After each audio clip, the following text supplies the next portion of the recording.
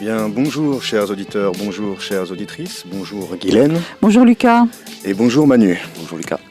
Alors aujourd'hui, nous recevons Manu, qui est musicien, et avec lui, nous allons voyager dans l'univers du rhythm and blues et du rock and roll. Alors Manu, est-ce que vous pourriez vous définir, comment est-ce que vous vous définissez ? Me présenter, je m'appelle Manuel, j'ai 30 ans, et ça fait 15 ans que je fais de la musique. Professionnellement, un peu moins de 15 ans, mais ouais, j'ai commencé tôt, à en vivre en tout cas. Et on continue toujours, comme on peut, mais ouais. Donc comment je me définirais, je sais pas trop. Chanceux de faire ma passion, enfin, de pouvoir avoir un métier qui est ma passion, donc me lever le matin content de faire les choses. Et cette passion, vous l'avez depuis toujours ? Ouais, alors comment dire, c'est dans un malheur, j'ai trouvé un peu mon bonheur. C'est-à-dire que j'ai eu la chance de commencer la musique assez tôt, même très tôt, à 5 ans. Plutôt comme une thérapie au début. Après que ma mère soit décédée, mon père m'a mis à la musique au lieu de me mettre chez le psy. Enfin, voilà. Donc c'était une alternative à ça. Et puis j'en ai fait mon métier, finalement. Donc ouais, c'était un médicament au début.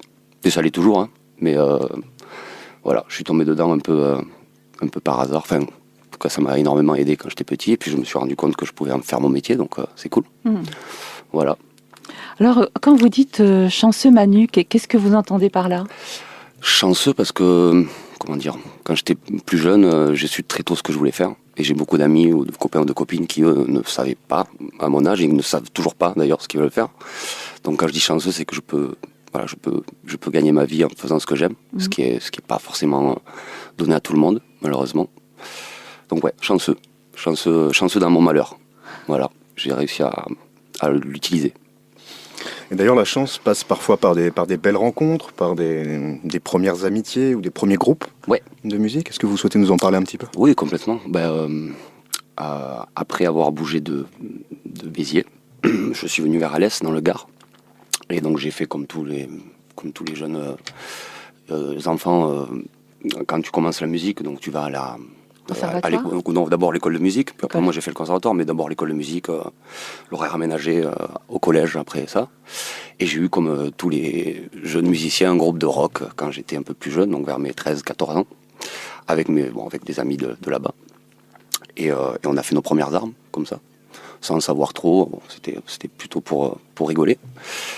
Et après ce premier groupe-là, donc, qui s'appelait les Insomniacs, il y a longtemps, ça faisait des reprises des années 60, on essayait de se saper un peu, faire les choses comme il faut. J'ai rencontré donc mon guitariste, Roméo Lachassaigne, qui est mon guitariste depuis maintenant 15 ans, avec qui j'ai tous mes groupes presque. Et puis le reste du groupe qui sera les Gris-Gris, donc ça a été mon premier gros groupe qui a marché, avec lequel j'ai pu partir en tournée à l'étranger. Voilà, j'ai pu voyager beaucoup avec eux et voilà. Et puis ça a un peu commencé par hasard. À l'Est, une ville où il n'y a pas grand chose à faire. On s'est retrouvés à 5 garçons dans mon garage à répéter. Et puis voilà, on a répété énormément avant de se donner une représentation, enfin un concert. Et ça a marché. Enfin, je sais pas comment l'expliquer, mais ça a très vite marché. En effet. Ouais, enfin, on avait quand même tous, comme je te disais. On avait tous un but commun, enfin on avait tous un but précis, on voulait tous aller au même endroit. Et dans un groupe de musique, en général, ce qui bloque, c'est quand il y en a un ou deux ou trois qui eux veulent faire des études ou veulent faire autre chose que la musique. Donc c'est quand même un frein énorme. Ouais. Et on a eu la chance d'être 5 gars d'Alès à vouloir faire la même chose. Ouais, la même chose, c'est-à-dire ? Faire du rock'n'roll, le faire à 100%, tout le temps, tous les jours, nuit et jour, et de la meilleure manière possible, pour le retranscrire le mieux possible. Et là aussi je me dis chanceux parce qu'on a été très chanceux de se retrouver tous les 5, d'avoir le même but et d'avancer ensemble vite. Et donc voilà, ça a pris, la sauce a pris. Alors à l'étranger au début, en France un peu plus tard, mais on a eu la chance de pouvoir partir très vite à l'étranger. Et l'étranger, c'est où alors ? Alors la première tournée, c'était, je sais pas, on a commencé ce groupe, on avait 16 ans, 15-16 ans, et 3 ans, on a fait 3 ans de répétition, voilà, forcé. Alors 3 ans de répétition, 7 jours sur 7, comme des fous. Et à 19 ans, on a eu la chance de jouer à Barcelone.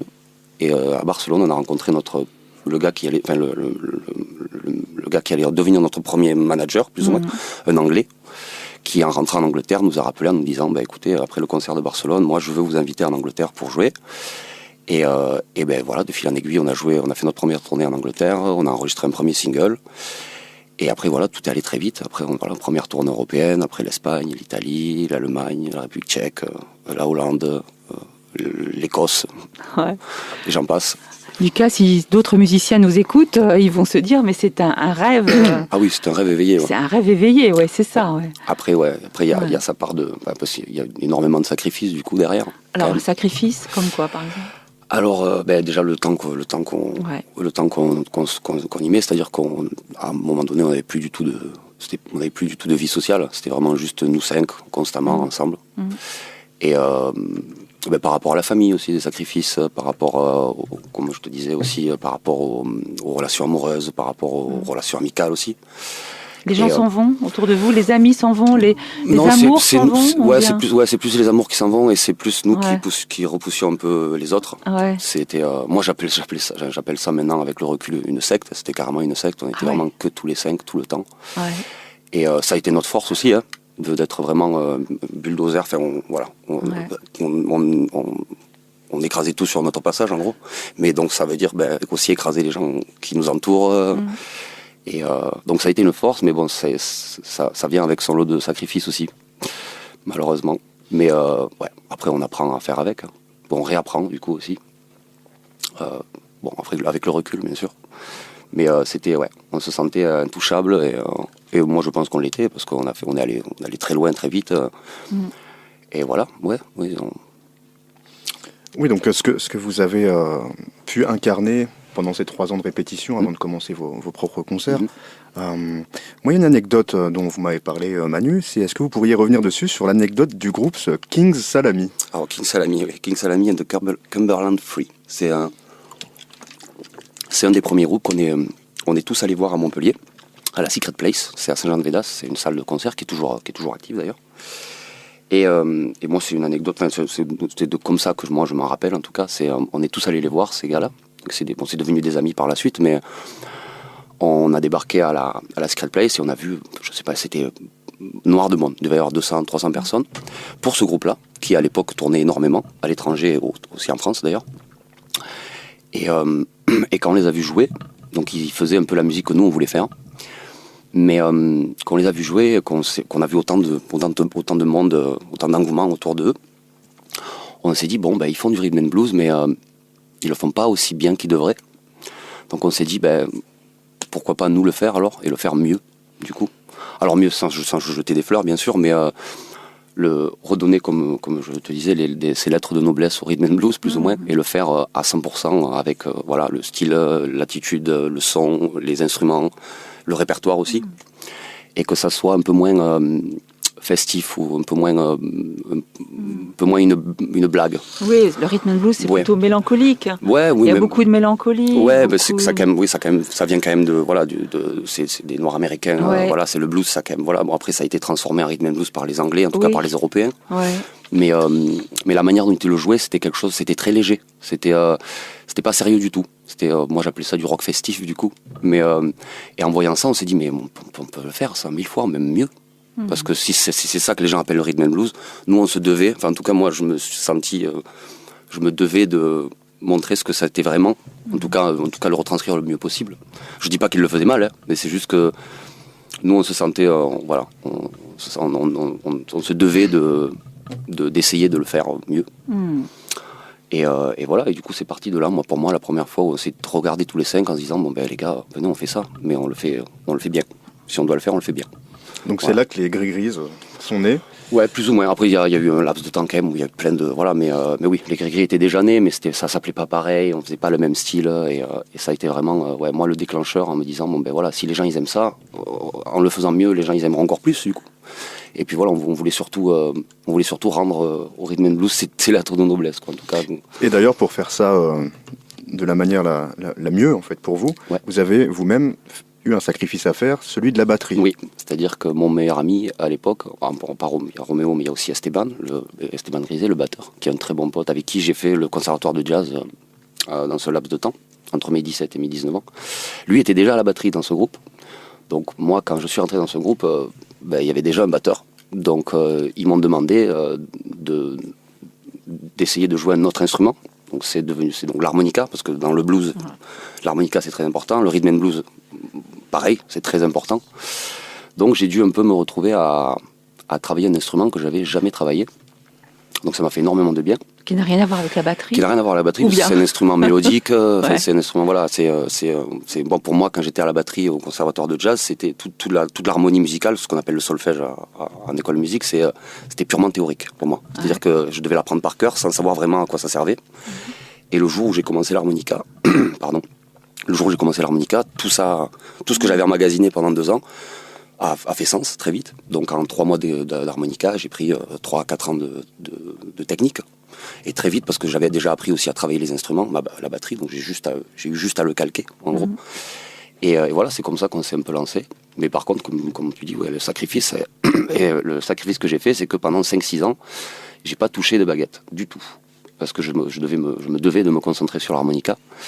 Et ça m'a un peu... Voilà, au début ça allait, mais après ça a commencé à me frustrer un petit peu. Parce que je me sentais pas complètement entier. Parce que bon, la batterie, j'en fais... Là, j'ai 30 ans, ça fait 25 ans que j'en fais, du coup.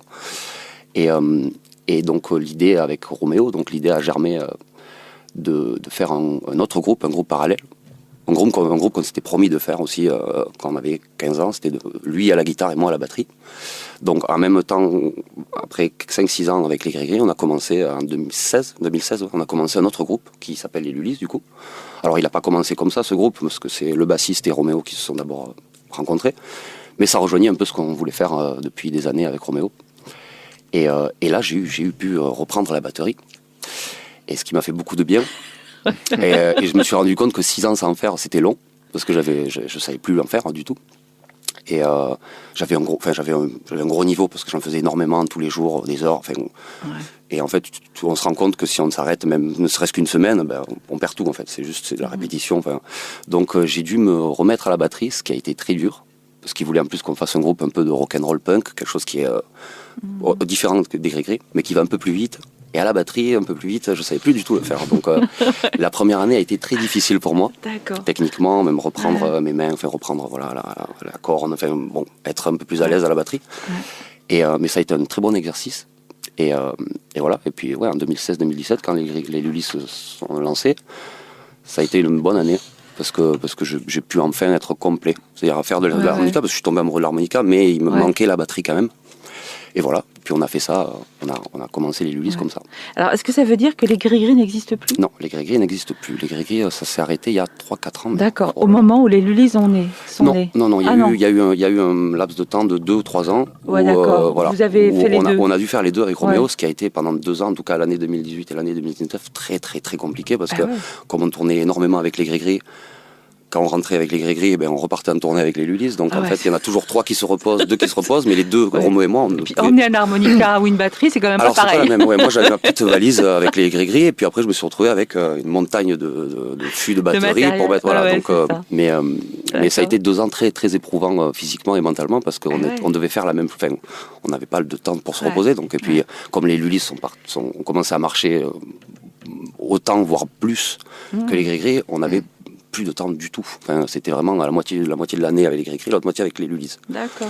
Mais c'est ce qui nous a permis de faire notre intermittence, d'avoir assez de concerts et de cachets pour vivre de la musique correctement. Bravo. Et pour que les gens se rendent compte un petit peu du travail que ça implique, c'est-à-dire entre les répétitions, entre chaque tournée, tourner plus d'une centaine par an, j'imagine. De quoi, de concerts ? Oui. Ah oui, on devait être on a dû être à un moment donné à 150 concerts par an.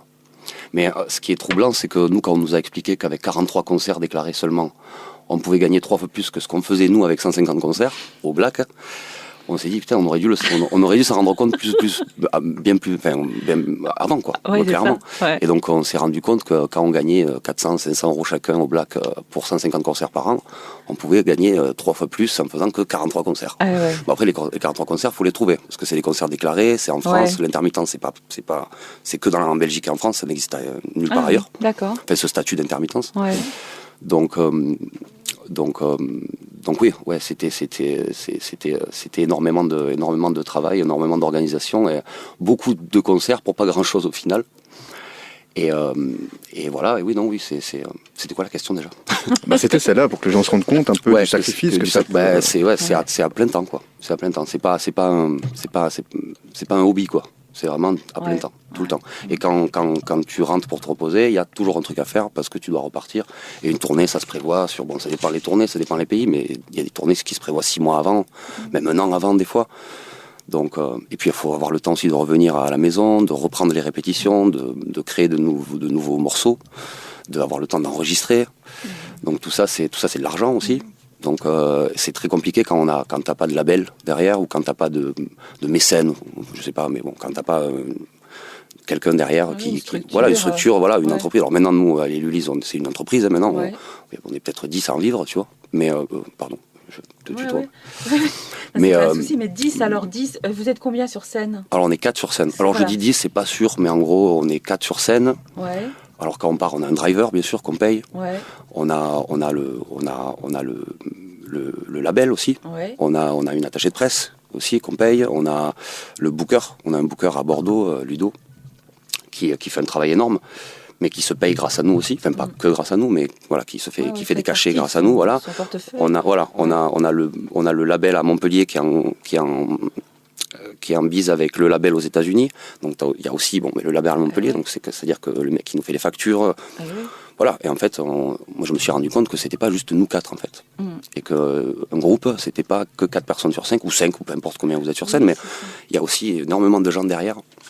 Et ça responsabilise parce que tu te rends compte qu'il y a des gens qui en vivent grâce à toi. Tu en vis surtout toi grâce à toi, mais ça fait vivre aussi des gens. Donc et c'est pas du tout le même drive que avec les Gris-Gris quand on a commencé, où on faisait tout seul, où c'était à l'arrache, on voulait pas déléguer. Et en fait, on s'est rendu compte que déléguer c'était important parce qu'il y a des gens qui c'est leur métier. Et donc ils le font mieux. Voilà. Et nous, le seul truc qu'on nous demande, c'est de jouer sur scène du coup et d'arrêter de se polluer l'esprit avec d'autres trucs parce que voilà. Et d'ailleurs, parlant des Gris-Gris, je nous propose d'en écouter une de vos chansons. Ouais, du premier album. Qui s'appelle It Ain't Right. It Ain't Right. Bien. Ouais. Super.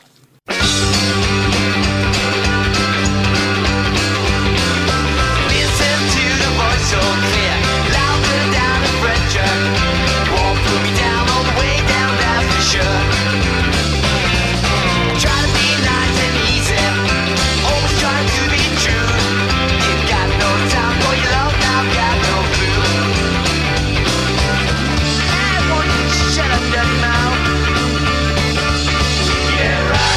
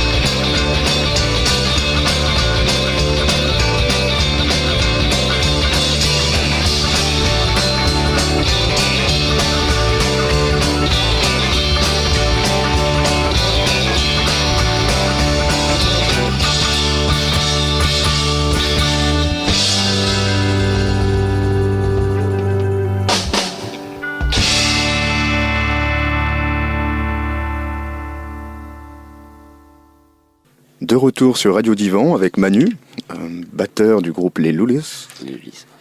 Nous venons d'écouter une chanson des Grégories, It's Unright. Ce n'est pas juste. Non, ce n'est pas juste. Alors Guylaine, vous allez nous lire un texte que vous nous avez concocté. Oui, en effet, nous avons aujourd'hui le plaisir de recevoir le musicien Manu du groupe Les Lulis, ce groupe montpelliérain de punk rock. Je me suis autorisée à vous appeler comme ça. Il m'incombe donc de faire le lien entre rock et psychanalyse parce que vous êtes invité, Manu, à une émission de psychanalyse. D'abord, la musique punk rock témoigne d'une rébellion contre la société.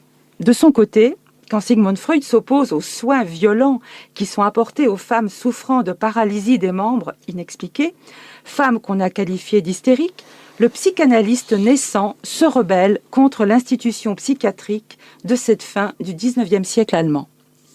Freud va s'approcher de ces femmes, les écouter dans leurs plaintes et se démarquer de la meute psychiatrique dominante. Ensuite, le rock exprime un individualisme par anticonformisme. Qu'est-ce que la psychanalyse, sinon un anticonformisme par nature? S'allonger sur un divan, associer librement ses pensées, les communiquer à une personne qui vous tourne le dos et ne veut que vous entendre pour mieux vous écouter. N'est-ce pas là un moyen unique pour laisser s'épancher l'individu hors du regard de l'autre, hors du jugement, ignorant l'expression du visage de l'analyste? L'authenticité de l'individu est invitée à s'épanouir hors des conventions sociales et consensuelles. Enfin, les sujets de prédilection du rock ne sont-ils pas le sexe et la mort par les drogues qui frôlent la pulsion de mort?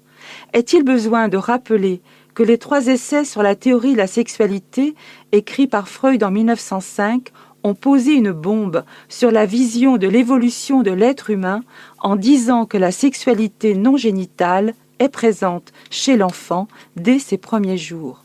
Enfin, là encore, subversion freudienne, quand le psychanalyste en 1920 identifie cette force mortifère au principe même du désir humain, force qu'il appelle pulsion de mort en opposition aux pulsions de vie. Il met ainsi en lumière cet au-delà du principe de plaisir, caractérisé par la répétition de séquences éprouvantes qui suggèrent une toute autre logique que celle du principe de plaisir. Alors oui, les histoires du rock et de la psychanalyse sont liées dans l'agressivité de l'inconscient collectif contre l'individu et par leur façon respective de faire vibrer le non-dit, le pas possible à dire. Et j'emprunte cette expression à Manuela Robotini dans Totem et Tambour. Bien, merci Guylaine. Avec plaisir. Merci. Je veux dire que ce sujet-là vous tient à cœur particulièrement. Vous souhaitez rajouter quelque chose peut-être? Peut-être je reviendrai sur les premiers propos de Manu quand il nous dit que la musique a servi de thérapie. Comment est-ce que vous expliqueriez ça? Comment est-ce que vous l'avez vécu, ça, ce moment-là de choix musical? Et est-ce que l'instrument, par exemple, de la batterie a été le premier de vos instruments? Alors oui, ça a été. Mon père était pianiste et je suis persuadé qu'il voulait que je fasse du piano. Mais il m'a quand même posé la question. Et tout petit, je crois que c'était sur une chanson de Goldman à la radio, dans la voiture, et puis il y a un solo de batterie, enfin un break de batterie au début. Et j'ai juste pointé la radio du doigt et mon père m'a dit ça c'est de la batterie. J'ai dit batterie. Alors après la batterie c'est à 5 ans batterie. Ouais, après la batterie c'est quand même on parle de batterie pour les hyperactifs pour taper sur les tambours. Bon alors c'est un cliché mais bon le cliché vient de quelque part quand même. Moi je pense que je le suis hyperactif. Mais la batterie je sais pas pourquoi mais c'était pas important que ce soit la batterie, ça aurait pu être n'importe quel instrument. Ah oui. C'était un exutoire aussi. C'était le fait de pas pouvoir pleurer me permet. Ça m'a très vite soulagé de faire de la batterie parce que c'était très simple pour moi, c'était très noir ou blanc. C'est-à-dire que plus je faisais de la musique, moins je pensais à ma mère. Donc je me suis très vite dit, en fait, plus t'en feras, moins tu vas y penser. Après, ça règle rien. Parce que je me suis rendu compte plus tard, il y a 3 ans, 27 ans, que j'avais rien réglé du tout, que le deuil, il était toujours là, que c'était une plaie qui était qui était complètement ouverte. Et je me suis presque même caché derrière la musique pendant des années. Et non, une thérapie parce que au début ça me faisait du bien à moi. Et quand je me suis rendu compte qu'on pouvait le faire en groupe, partager cette chose-là avec d'autres personnes, que ce soit sur scène. Hein. Moi, je pensais même pas encore à des gens qui pouvaient nous écouter ou que ça pouvait intéresser. Mais déjà, se communiquer par la musique avec d'autres personnes, ça a été quelque chose d'incroyable pour moi de le découvrir. Et puis quand on a commencé à comprendre qu'il y avait même des gens qui étaient peut-être intéressés d'écouter ça et qu'on pouvait même faire du bien aux gens, ça a fait beaucoup de sens pour moi parce que ma mère était médecin généraliste dans un village. Donc elle n'était pas que médecin, elle était psy, elle faisait tout. C'était un médecin dans un village. Ouais. Et je me suis surpris à penser que je faisais quand même quelque chose qui se rapprochait de ce que ma mère faisait avant. C'est-à-dire aider les gens, alors par la musique, parce que moi je m'aidais moi en premier, mais quand on se rend compte qu'on peut faire du bien à des gens, qu'on peut faire sortir des émotions en faisant de la musique, alors des émotions qui sortent des gens qui jouent avec vous, mais aussi des gens qui vous écoutent, et qu'en fait c'est aussi une thérapie pour d'autres, ça c'est quelque chose qui m'a beaucoup marqué, qui m'a choqué. Et je devais avoir 19-20 ans, j'ai une anecdote sur ça, mais je sais pas si on pourra en parler, mais ouais, ce qui m'importait énormément, c'était de me soigner moi, et en me soignant moi, je me suis rendu compte que je pouvais soigner les autres aussi. Et voilà, ouais, donc oui, c'est... Donc vous étiez à la fois dans le sillon de votre père par le choix de la musique, ouais. Et en même temps dans le sillon de votre mère, ouais. En vous sentant vous-même... Utile. Utile. Alors pas au niveau... c'est pas de la médecine, enfin, voilà, vous voyez ce que je veux dire, c'est pas... Ouais. Mais j'avais l'impression de faire un peu comme ma mère, de faire un peu le même métier que ma mère, quelque part. Donc ça m'a beaucoup aidé ça m'a conforté dans mon choix, en me disant que c'était le bon que je faisais, et donc j'ai rien lâché. Alors comme tu disais tout à l'heure, pour les musiciens qui nous écoutent, quand c'est des sacrifices, mais c'est il faut s'y tenir. C'est quelque chose, c'est indispensable. C'est indispensable. Sans ça, vous n'auriez pas eu ce que vous avez eu. Non, et au final, comme je disais tout à l'heure, un bonheur dans un malheur, c'est-à-dire que si ma mère était encore là, je pense pas forcément que j'aurais fait de la musique. Ou alors j'en aurais peut-être fait, mais j'en aurais peut-être pas fait mon métier forcément. C'est quelque chose qui m'a énormément aidé à pas perdre pied, à pas voilà. dévier ou faire une bêtise ou voilà. Mais ouais. Et j'ai découvert une autre facette de la musique quand j'ai commencé à jouer en groupe avec mes amis, et quand on a commencé à voyager, et quand on a commencé à ressentir des émotions. Vous parliez dans votre texte, vous parliez du sexe sexe et drogue. Sexe et drogue, mais le sexe sans que ce soit du sexe génital, je sais plus ce que l'enfant. Oui, l'enfant. L'enfant, on dit qu'il est, il a déjà une sexualité en fait qui lui appartient. Moi, sur scène, on avait notre sexualité sur scène. C'est-à-dire qu'on ne se touchait pas, mais vous sentiez. Ah oui, j'ai ressenti des choses comparables au sexe. Ouais. Alors que voilà. Et ça aussi, c'est quelque chose qui m'a... Je suis très sensible, du coup, c'est quelque chose qui m'a... Et j'ai découvert des sensations incroyables juste en jouant avec ces gars-là. Et puis se rendre compte que le travail que tu abats, c'est pas pour rien. Et qu'il y a des gens qui sont prêts à t'écouter, à mettre de leur temps, enfin, à te donner du temps, de l'argent, qui s'intéressent. C'est de l'argent, et puis aussi... on va dire un gros mot, mais de l'amour. Oui, complètement. Quand on voit des personnes à des spectacles, ils sont complètement en fusion avec l'artiste. C'est pas tous les concerts, mais il y a eu énormément de concerts où on ressent vraiment cette connexion avec les gens. La connexion, c'est ça. Et c'est ouf déjà la connexion qu'on a entre nous. Ouais. Mais en plus, si on peut connecter avec les gens aussi, c'est des sensations incroyables que j'espère que les gens pourront ressentir aussi. Que je conseille à tout le monde. C'est incroyable. Mais voilà. Moi, il y a une phrase très intéressante que Manu a dit, c'est moi ça m'aide, je m'aide et je souhaiterais aider les autres aussi grâce à ça.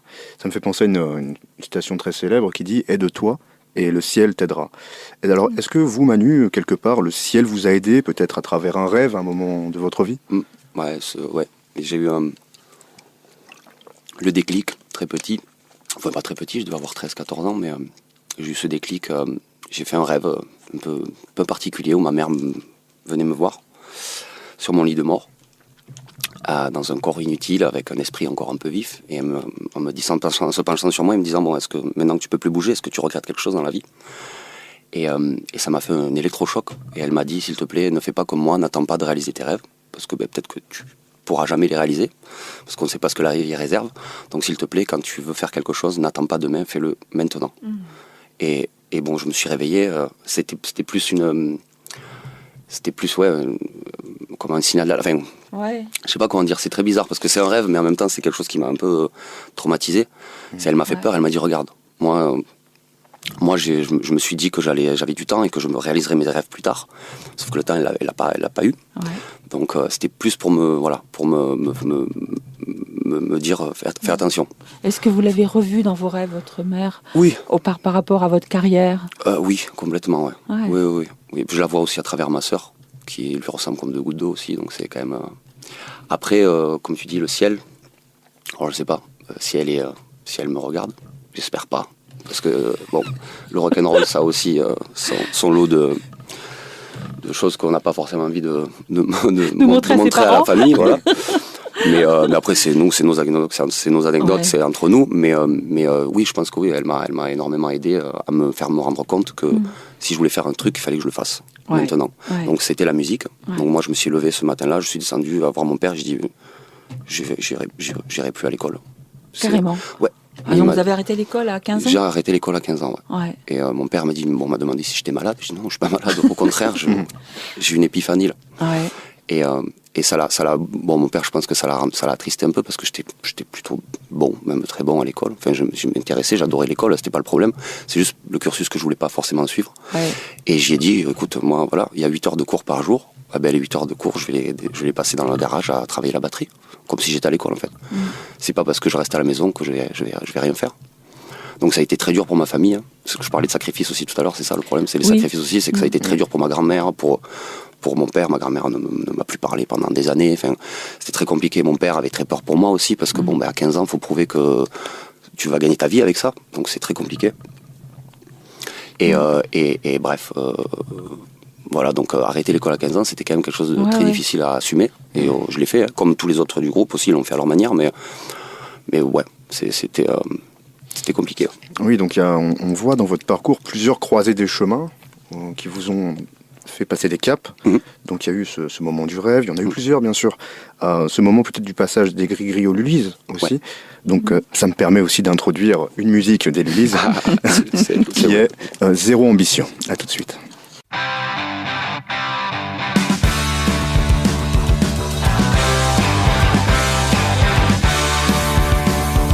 Toujours tout faire votre affaire, aucun souci c'est ma ligne droite. Tout faire à l'envers et contre tous. Non, je n'ai pas prévu de changer, pas d'orgueil même passé. S'il me faut vous ressembler, pas question d'essayer.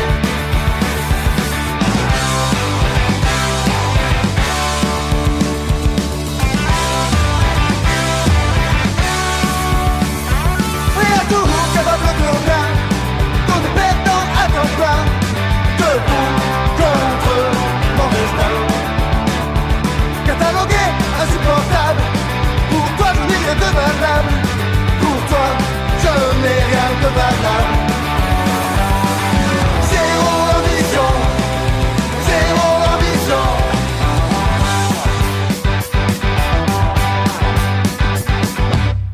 Il me faudrait ressembler à ces cons.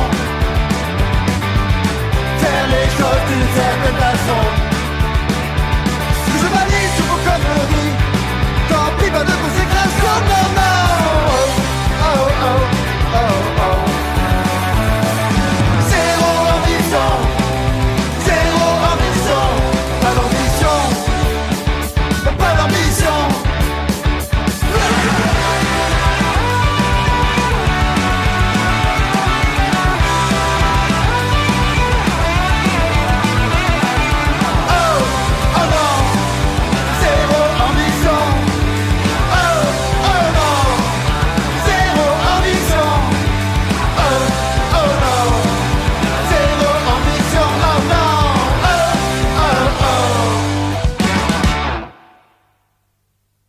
De retour sur Radio Divan, nous venons d'écouter Zéro Ambition des Lulises.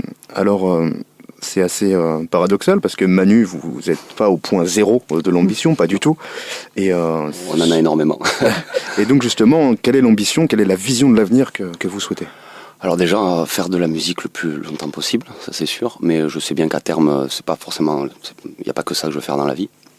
J'aimerais bien faire d'autres trucs, enfin d'autres choses en tout cas. Bon, j'ai pas fini dans la musique parce qu'il y a plein de cases que j'ai pas encore cochées, comme par exemple les salles mythiques où j'aimerais jouer, les pays que j'ai pas encore fait.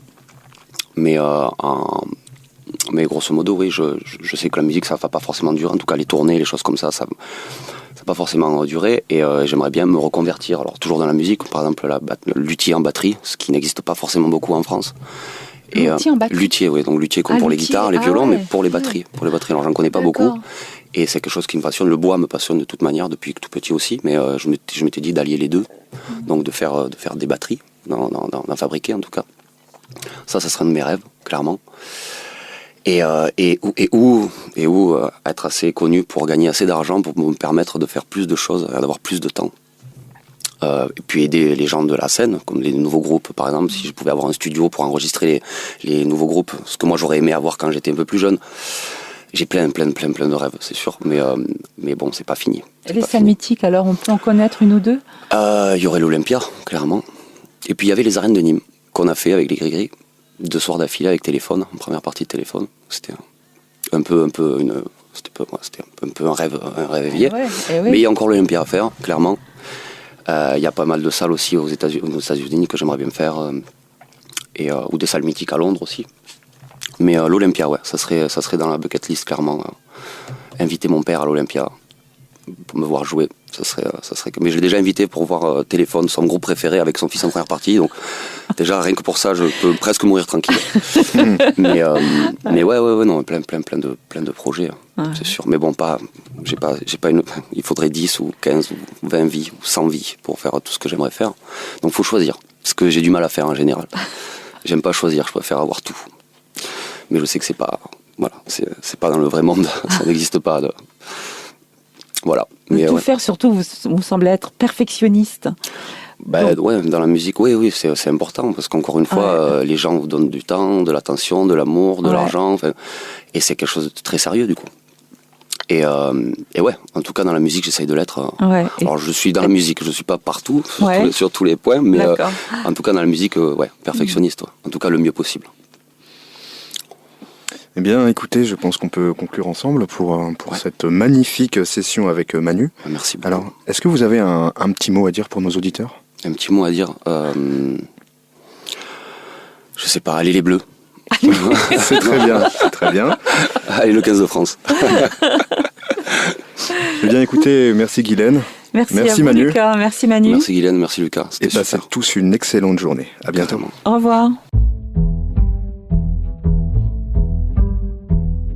C'était Lucas Bielli et Guylaine Dubois pour Radio Divan, une émission produite et réalisée par FM+.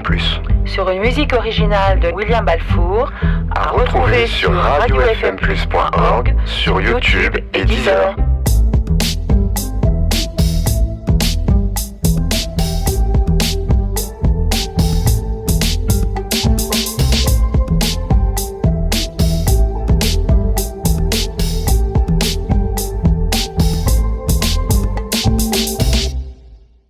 Radio Divan, pour une psychanalyse populaire, l'émission de Guylaine Dubois et Lucas Bielli, produite et réalisée par FM+.